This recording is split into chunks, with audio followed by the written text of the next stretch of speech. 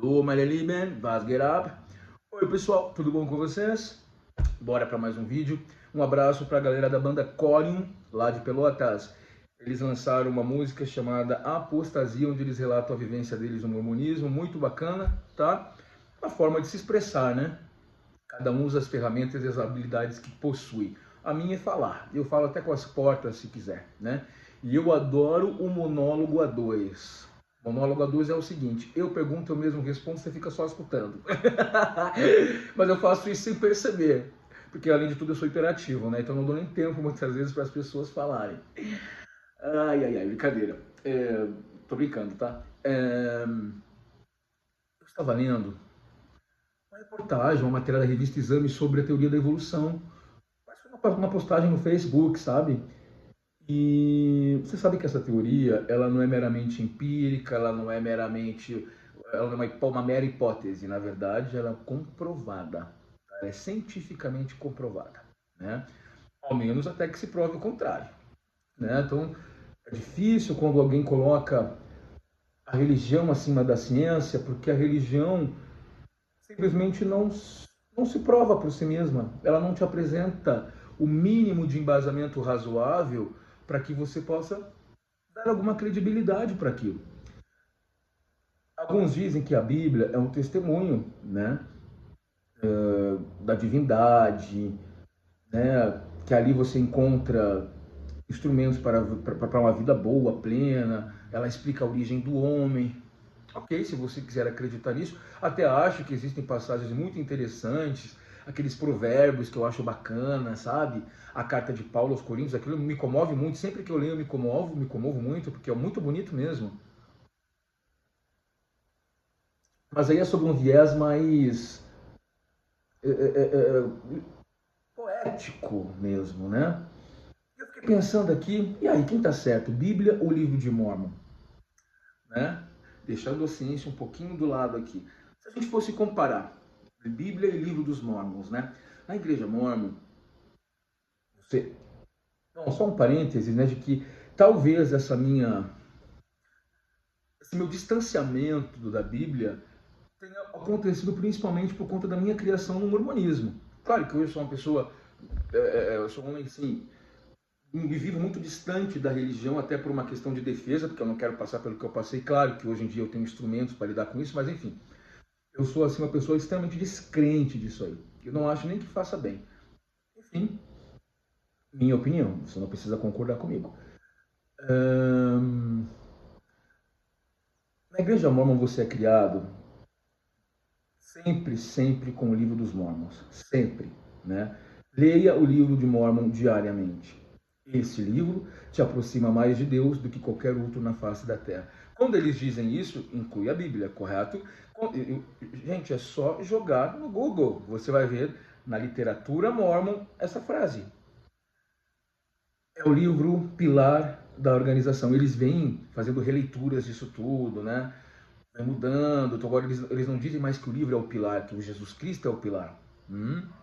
Da organização, de modo que se o livro não for verdadeiro, toda a criança mormon, toda a organização é falsa, tá? E é engraçado, gente, porque eu acho que isso me afastou. A Bíblia para mim sempre foi secundária, estava na minha cabeça isso. E ninguém disse o contrário lá dentro durante toda a minha infância e adolescência lá dentro. Nunca ouvi dizer que não era assim, né? Que eu estava entendendo errado, não é? Então nós estávamos diante ali do livro mais perfeito da face da Terra.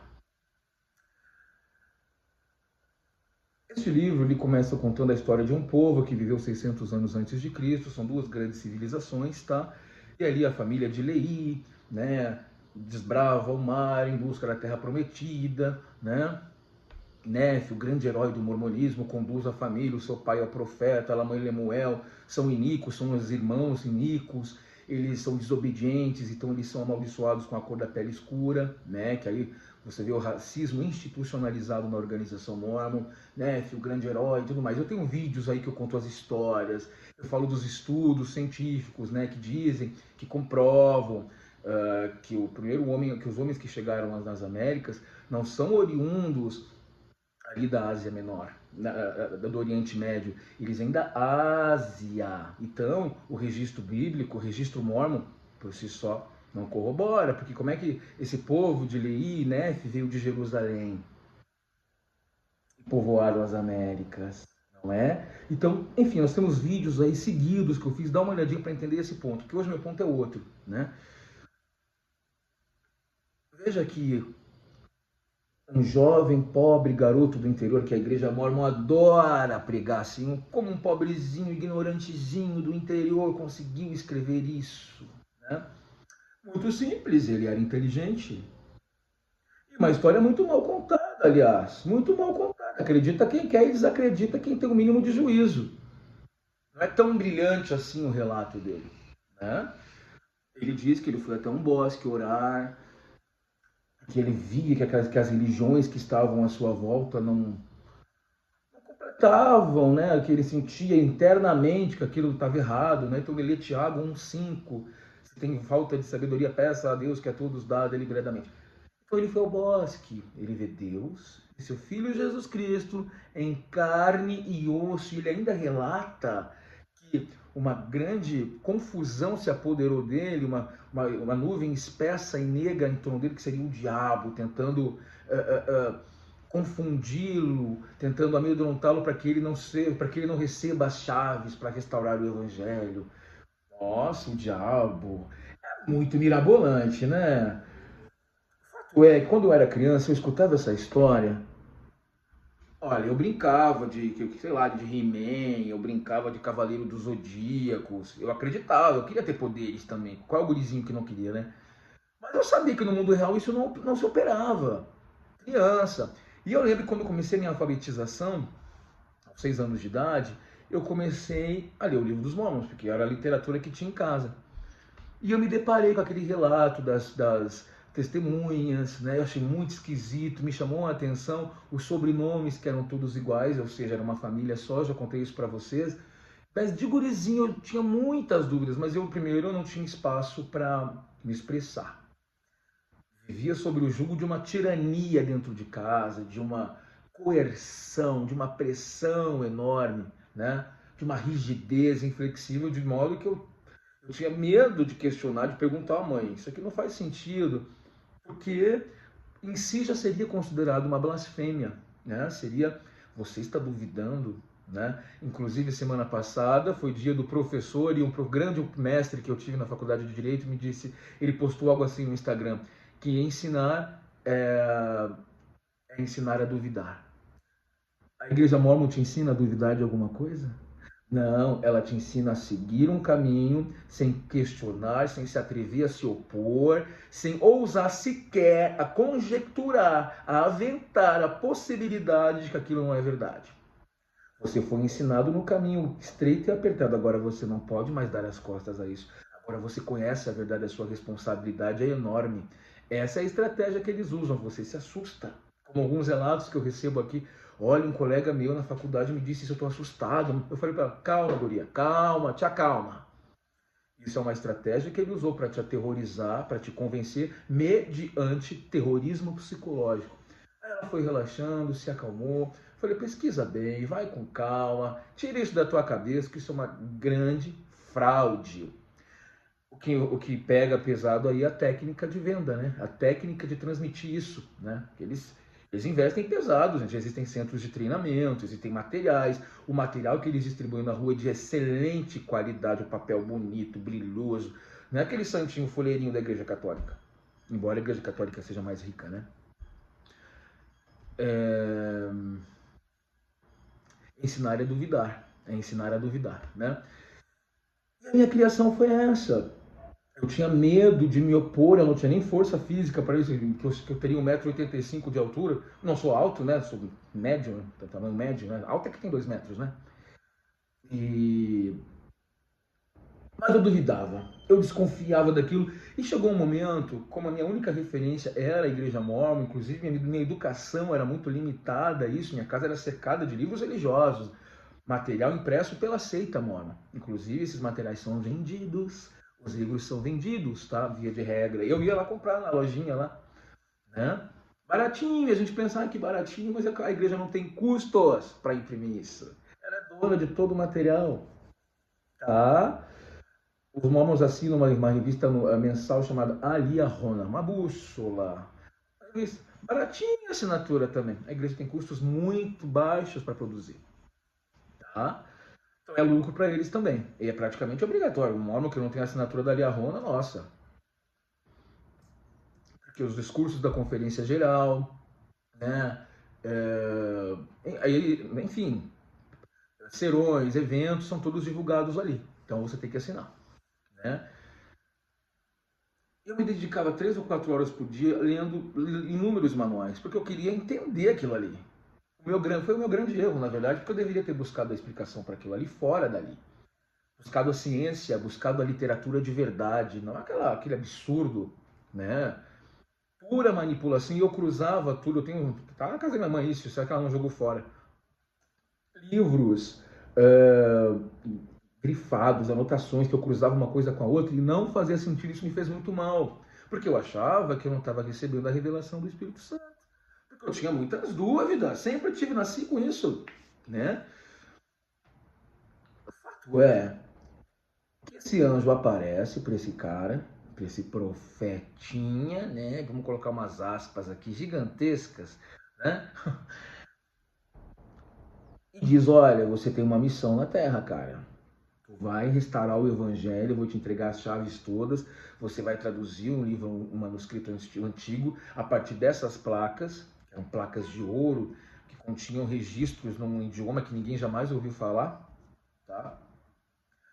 Egípcio reformado, que na verdade linguista algum, grandes cientistas, linguistas que conhecem línguas muito mais antigas do que o próprio egípcio, línguas paralelas, transversais. O que é egípcio reformado? Eu não sei. Eu não sei. Linguistas, tá? Exceto aqueles que são pagos por eles para divulgar falsa ciência, porque isso também existe, tá bom? São os chamados apologistas. Eles produzem falsa ciência para corroborar em favor da organização, certo? E é curioso porque o anjo levou embora as placas, que seria, na verdade, o testemunho mais fidedigno possível do que a alegação do que esse cara estava dizendo era real, procedia. Ele disse: vou levar embora, porque eu quero. O plano é o seguinte: as pessoas precisam ser testadas. Você está aqui para se lascar mesmo. Então, se tu não seguir o caminho dos Mormons, tu não tem fé, tu não é uma pessoa boa, tu. Enfim, tu ama o pecado, tu não tem dignidade, tu não tem princípios. Hum, não é Mormon, não é flor que se cheire. Tanto é verdade que lá dentro você tem que casar ou com uma guriazinha ou com um carinha que tenha sido missionário, que tenha de boa família, que compra todo o currículo, senão não é adequado. Ah, namorou fora da organização, tá com o demônio no corpo, tá fraca na fé. Quantos e quantas e mulheres, né, sofrem mais, é claro, que a mulher tende a ser mais exigente, né? O homem não, o homem se vira de qualquer jeito, via de regra. Não é o meu caso, sou bem exigente também. Mas assim, sobram, passam a vida esperando, porque tem a promessa também. Se não casou aqui, vai casar lá em cima, vai ter um maridinho te esperando lá, tá? Pois é, né? Provavelmente você vai ter um orgasmo espiritual, vai passar a vida sem ter um orgasmo, vai ter um orgasmo espiritual. Me explica como é isso. Estranho. O anjo levou a placa embora. E agora? E agora, José? Né? Então eles começam toda uma campanha de proselitismo, convence as pessoas. Era um contexto histórico ali em que outras organizações surgem também, né? Testemunhas de Jeová, Adventistas dos Sétimos Dias, todos naquele país chamado Estados Unidos da América, né? Todo mundo tinha visões, né? E surgiram essas seitas, essas organizações que sucederam, muitas fracassaram, mas outras estão aí até hoje com milhões de seguidores, né? Os restauracionistas, todos eles dizem que restauraram o evangelho, todos eles dizem, né? Que a verdade havia sido retirada da terra e tal. E isso os cientistas, os religiosos, os estudiosos da religião classificaram como os restauracionistas. São grupos que nasceram na mesma época, com o mesmo discurso e com seus dogmas particulares, mas com a mesma base, com o mesmo núcleo de ideias. Tá?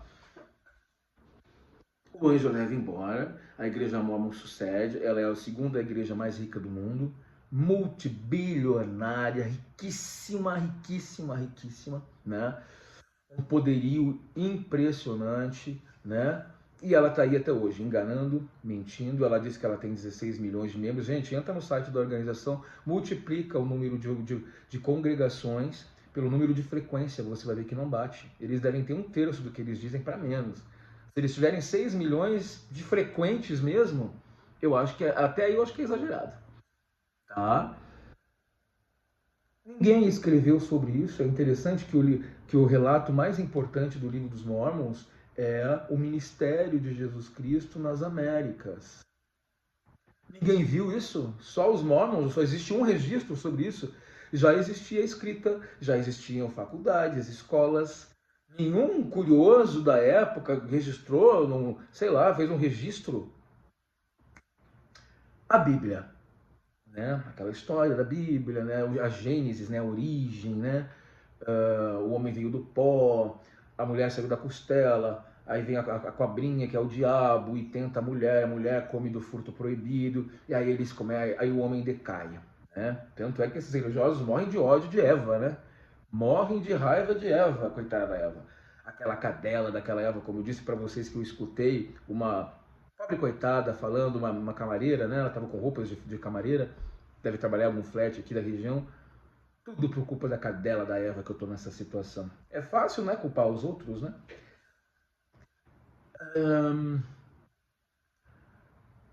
Todas as cidades bíblicas que são relatadas ali existem até hoje. Então você consegue ter uma noção de que esse livro realmente surgiu ali, né? Claro que tem muita discussão sobre quantas pessoas realmente escreveram, como é que aconteceu. Na verdade, ele é um compêndio de vários manuscritos feitos pela Igreja Católica, né? Eles é que fizeram essa seleção no Concílio de Cartago, tá bom? Mas o fato é que as cidades existem. Pessoas paralelas escreveram papiros, aquele Flávio Joséfo, né, o historiador, dentre outros. Então você, na arqueologia, pesquisando, olha que encontramos não sei, uma caverna. Lá dentro tem vários papiros que, olha, fulano, olha aqui, está contando uma história parecida com aquela que está contando na Bíblia. Então você vê que existe um mínimo de arcabouço histórico, em que o livro existiu, o povo existiu, né, as cidades existiram. Óbvio, gente, que cobrinha falante, baleia que cospe o homem, o anão que matou o gigante com uma bala, o Sansão que perdeu a força pelo cabelo, e muitas outras histórias absurdas. As 10 pragas do Egito, Moisés abrindo o mar, a virgem que provavelmente aprontou, e eu acredito que tenha sido isso, espalhou essa história, convenceu e se safou de morrer apedrejada, porque era assim que funcionava. Porque não faz sentido nenhum um homem que diz: eu sou o filho primogênito, vinde a mim. Sai no meio da cidade pregando. Claro que deve ser uma pessoa muito eloquente, porque gente, para você convencer alguém a te seguir, óbvio que esse não é o nosso intuito aqui, né? Eu não estou prometendo nada para ninguém, eu nunca teria a audácia de me colocar como um pilar, um exemplo a ser seguido, e nem quero essa responsabilidade. Por favor, não me atribuam isso, né? Mas eu acho que vocês já me conhecem, sabem que eu, né?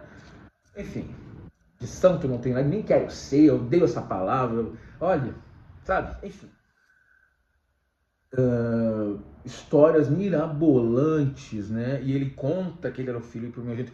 Ele afronta os poderes da época, os poderes instituídos, os poderes políticos, os fariseus, que diz, né? Pessoas influentes. Ele começa a organizar um tipo de levante naquela época. Peraí, esse cara está pregando que ele é o Filho de Deus, e nós é que estabelecemos as regras religiosas, nós é que instituímos o funcionamento da máquina social aqui. Isso começa a incomodar. Quando ele é sacrificado e a gente vê Jesus Cristo na cruz, o que acontece ali é que era uma prática comum. Né? E muita gente se choca porque ao lado dele haviam bandidos também, mas eles não estavam crucificados com pregos. Né? O que acontece é que as penas eram aplicadas, havia uma dosimetria de pena, como existe até hoje. É claro que não existe isso, entre aspas, né? Esse tipo de execução absurda, né? Mas era a lei da época. aqueles que fossem acusados de crimes mais graves sofriam a pena da crucificação, pregos e tudo mais, tá? Era para dar exemplo para os demais. Então não é o único caso que a gente vê aquilo ali, ai, tadinho de Cristo. Não, na verdade ele foi condenado. Claro que aqui eu não vou discutir o sistema penal da época, como eram feitos os julgamentos, porque é um absurdo, né? A pessoa não tem direito a defesa nenhuma. Ele até houve a possibilidade, né, de ser salvo ali, mas não aconteceu, né? E ele se diz o Filho de Deus, unigênito. Cadê a prova? É claro que ele é um gênio, sem dúvida. Como eu já disse, Nietzsche disse, o tamanho de um homem é medido pelo seu legado. Eu, quando morrer, espero que não, espero que eu faça alguma coisa boa, né? Escreva um livro, sei lá, alguma coisa boa para ser lembrado, porque a família lembra um mês, 2 meses, 3, esqueceu, morreu, foi embora, né? Pelo menos que coloque o meu nome numa vielinha, gente, para eu existir. Agora tem uma coisa, eu vou querer um monumento bem bonito quando eu morrer. Eu acho tão bonito o monumento, gente. Eu gosto muito de cemitérios, e aquele da Recoleta é fantástico. O de Paris, por exemplo, olha como eu desvio do assunto. O de Paris, grandes celebridades foram enterradas lá, inclusive eu tenho foto lá com o Jim Morrison, que eu adoro o Jim Morrison. Mas é feinho, umas catacumbas vagabundas, fuleiras, sabe? Agora o de Buenos Aires, gente, aquilo ali é um bairro de luxo, que foi inclusive salteado, porque aquilo, as lápides haviam prata, bronze, foram saqueados os monumentos de Buenos Aires, lamentável, né? Tanto é que eles cercaram tudo, mas muito bem preservados de qualquer maneira, muito bonita a cidade de Buenos Aires, um grande museu ao céu aberto, né? Eles não têm os museus que nós temos em São Paulo, Rio, tá? Nem se compara, mas a cidade em si, em termos de monumentos, é fantástica. Inclusive Curitiba tem museus muito bonitos. Então ele sai com esse discurso, tá? Ele morre daquela maneira brutal e não apresentou prova de nada. Ele é um gênio absoluto, né? Conhecido em todo o Ocidente e parcialmente no Oriente, né? E um exemplo a ser seguido, ok? Se você acredita nisso, eu não acredito na filosofia de dar a outra face, porque se você der, vão pisar em cima de você. Eu não acredito, tem muita coisa que é dito ali. Agora, eu acredito no respeito. Tendo respeito, não precisa de mais nada. Porque o que você faz da sua vida particular, por exemplo, nada atinge o outro. Então, acabou. Agora, o respeito ao outro, acabou, não precisa nem de religião, gente, só respeita. Se você puder ajudar, ajude. Se você, diante de uma injustiça, não fica omisso diante de uma enorme injustiça, se você presenciar uma violência, manifeste-se, está ótimo, está satisfatório. O fato é que, se comparar a Bíblia com o livro de Mormon, a Bíblia tem um mínimo de suporte, de realidade, né? Aí nós vamos encarar aqui sob o ponto de vista sociológico, arqueológico, histórico. Realmente esse povo existiu, realmente essas cidades existiram, né? O resto é a historinha, né? A abobrinha. Não dá para acreditar naquilo ali, gente. Todo mundo aqui sabe como é que a gente vem ao mundo, todo mundo aqui sabe como é que engravida, todo mundo aqui sabe que cobra não fala. Correto? A não ser que você está tendo visões, aí recomendo que o senhor procure um psiquiatra. Como que pode estar acontecendo alguma coisinha no seu cérebro? Tá certo? O livro de Mormon, Zarahemla nunca ninguém ouviu falar, Terra de Abundância ninguém sabe onde é. Eles colocam mapas, eles têm a audácia de colocar mapinha no livro, nas folhas do livro de Mormon. Esses mapas não existem, essas cidades não existem. E olhar para aquilo, mas como é que é isso? Não faz sentido. Se você for analisar a cartografia, né, o estudo dos mapas e tudo mais, não existem aquelas cidades. Aí eles falam assim, foi mais ou menos, olha que absurdo, foi mais ou menos ali na região da América Central, por ali. A gente sabe que ali nós temos povos como Incas, Maias, Aztecas, tudo, vindo, né, até aqui embaixo, inclusive, né? E aí muita gente diz que é isso, que faz esse paralelo. Ó. Isso aqui é o povo nefita que fez, mas as pessoas chamam de povo inca. É um absurdo, gente. Há até uma imagem no livro dos Mormons, bem no início, mostra Jesus chegando, seria ele chegando nas Américas, ressuscitado, né, com as marcas, né? Acho que aqui as marcas dele, sei lá onde é. E o monumento Inca ou Maia, enfim, dessas grandes tribos, desses povos antigos, atrás. Eu olhava aquilo, eu via que era um monumento indígena, entre aspas, né?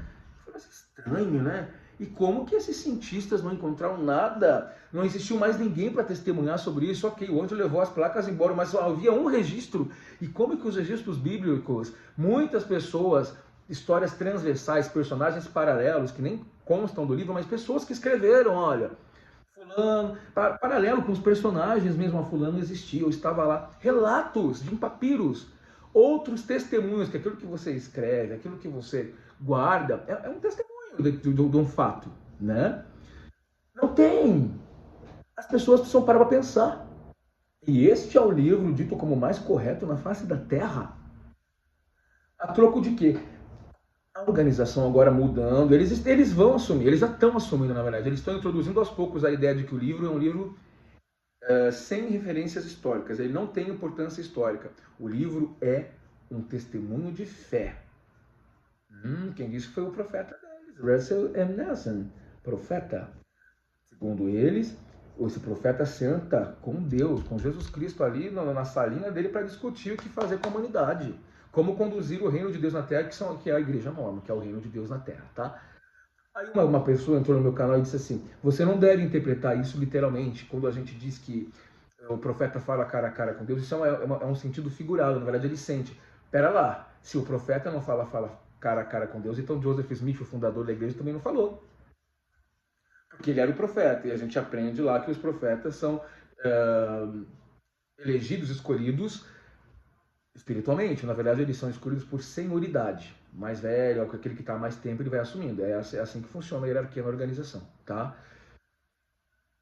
Então, se ele não fala com Jesus Cristo, logo o fundador também não falou. Então, ele não viu face a face. Porque Jesus Cristo e Deus é carne e osso. Segundo o mormonismo, olha que absurdo. Estranho, né? É um livro também que conta barbaridades, né? Os três nefitas, eu tenho um vídeo sobre os três nefitas. Aquilo ali, gente do céu. Era muito comum as pessoas subirem no primeiro domingo do mês, que é um domingo tido como domingo de jejum, oração e testemunho. Então você sobe lá no púlpito, quem quiser, e fala. Geralmente frases decoradas e a gente quer se exibir. Eu adorava me exibir lá. Adoro falar. Então eu falava que eu era muito feliz. Era basicamente assim, quer ver como é que era? Era assim, eu sei que essa igreja é verdadeira. Olha o robozinho aqui. Eu sei que essa igreja é verdadeira, eu sei que Joseph Smith foi um profeta de Deus, eu sei que o livro de Mormon é um livro verdadeiro, eu sei que o profeta vive, eu sei que Jesus ama cada um de nós, eu sei. Aí eu gostava de contar uma historinha, né? Como era espiritual. Eu tinha uma fama, uma reputação assim, ilibadíssima, né? As pessoas ficavam encantadas, eu conto uma história, uma experiência que aconteceu. Tudo mentira, não aconteceu porra nenhuma. Nunca vi espírito nenhum, nunca senti espírito nenhum, mas você é fruto do meio também. Não é que eu fosse um hipócrita proposital, não era isso, um calculista, não. Eu estava, na verdade, existe a teoria do reforço, onde os seres humanos, onde o comportamento pode ser manipulado pela repetição e os seres humanos são influenciados pelo ambiente. Naquela atmosfera mágica que havia ali, eu tentava me encaixar, né? E eu percebi que conforme você vai fazendo o que eles mandam, você só recebe recompensas, né? É aquela história, não fez certo, tem castigo, fez certo, tem recompensa. É assim que funciona. Então você vai sendo adestrado mesmo, né? Eu tinha a chave da capela na minha mão, porque você conhece alguma igreja que tenha quadra esportiva? A igreja mormon não tem nas suas capelas, quadra esportiva, tá? Eu ia lá treinar o pessoal, porque eu fui atleta e tal, joguei na federação, muito bem, e eu ia treinar o pessoal para os jogos que faziam entre as organizações, né? Porque é tudo muito fechado, tudo que acontece é lá dentro mesmo, né? Eu entrava na capela a hora que eu queria, eu tinha acesso à casa de todo mundo, eu era conhecido em várias estacas, tá? E tinha esse lado. A gente começa realmente a tropeçar nas próprias pernas, porque você tem uma baita de uma reputação, e de repente eu soltei. Você vê que eu realmente me esforcei para seguir aquilo ali, né? Porque o ideal seria que eu não tivesse surtado e colhido as benesses. Eu estava muito bem relacionado, eu andava bem lá dentro, sabe? Dava discursos, ganhei 2 festivais de oratória consecutivos. Nossa, fiz muita coisa.